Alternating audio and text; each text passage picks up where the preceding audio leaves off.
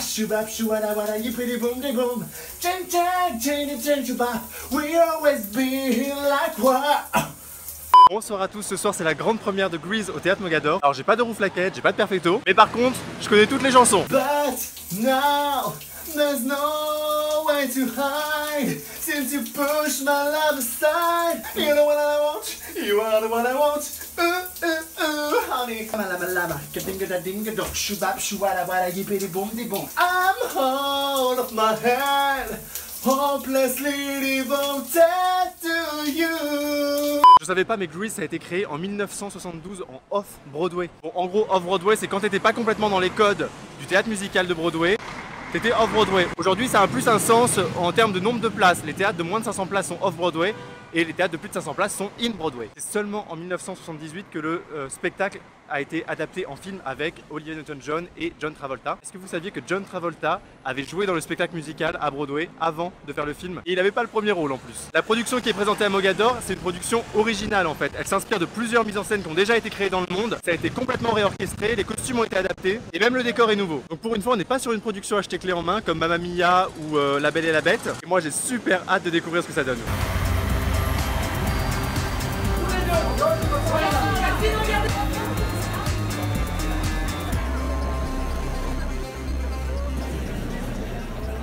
Quelle production, quel casting, c'est waouh. Grease c'est pas un spectacle qui nécessite un déploiement énorme de moyens. Là, ils ont mis les moyens aux bons endroits. Le décor est monumental, mais ils n'ont pas voulu créer énormément de lieux différents. C'est un décor quasi unique. Le casting est au top. Les moindres petits rôles, tous les rôles secondaires sont au top, sont hyper calés. Il y a une direction d'acteur qui est géniale.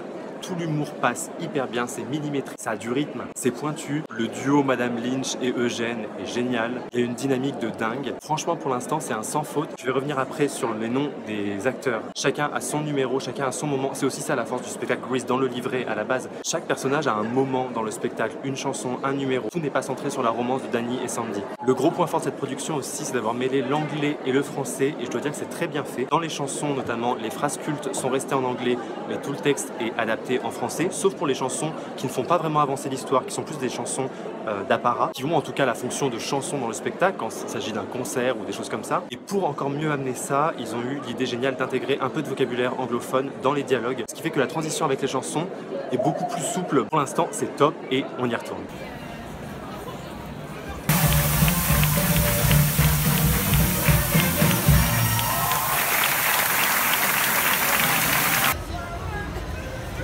Non mais quel spectacle! Franchement c'est vraiment millimétré ce truc, c'est tellement rodé, ça fait du bien de voir des spectacles où tout est travaillé jusqu'au salut, jusqu'à la dernière seconde du salut. Super production, je vais revenir tout de suite plus en détail dessus. J'ai trouvé la scénographie hyper intéressante, c'est basé sur un jukebox. Tout est à base de vinyle géant, de colonnes de jukebox, de lumière de jukebox. C'est très simple et à la fois c'est très efficace en fait. On n'a pas ces grands passages à vide pour faire des énormes changements de décor. Chaque lieu est signifié par quelques éléments, ça fonctionne très bien. Du coup il y a un énorme travail sur les lumières, des lumières hyper flashy, hyper colorées, très néon. Et puis les lumières sont très bien gérées pour créer des contrastes entre les moments musicaux et puis les moments de dialogue ou les moments chantés un peu plus intimes. Parlons du casting, ils sont tous géniaux, vraiment. Il y a eu un super casting de fait. Déjà chez les garçons, t'es un petit peu waouh, genre waouh. Parmi les rôles principaux, t'as Dorian Ben, Yannis Saha et puis Alexis Loison. Je sais pas qui a choisi ces photos, vraiment je sais pas. Alexis Loison donc qui joue le rôle principal, Danny, qui avait joué Gaston dans La Belle et la Bête et qu'on avait vu au cinéma dans le film avec Emma Watson. Alors il avait un rôle secondaire mais c'était quand même énorme d'être dans ce film. Et puis il y a Alexandre Petrouni que j'avais déjà vu dans Love Circus et dans d'autres spectacles. Là il fait Eugène. Alors Eugène c'est le loser de la bande et il forme un duo génial avec Madame Lynch. C'est Céline Groussard, Madame Lynch. Je l'ai déjà dit, hein, mais le duo marche super bien. C'est la caution comique du spectacle. Ils font les interludes. C'est très drôle, c'est très frais. C'est pas lourd, c'est pas trop long. C'est exactement ce qu'on demande à des transitions dans les comédies musicales. Et puis chez les filles, pour moi, il y en a vraiment deux qui sortent du lot. C'est Emmanuelle Nzouzi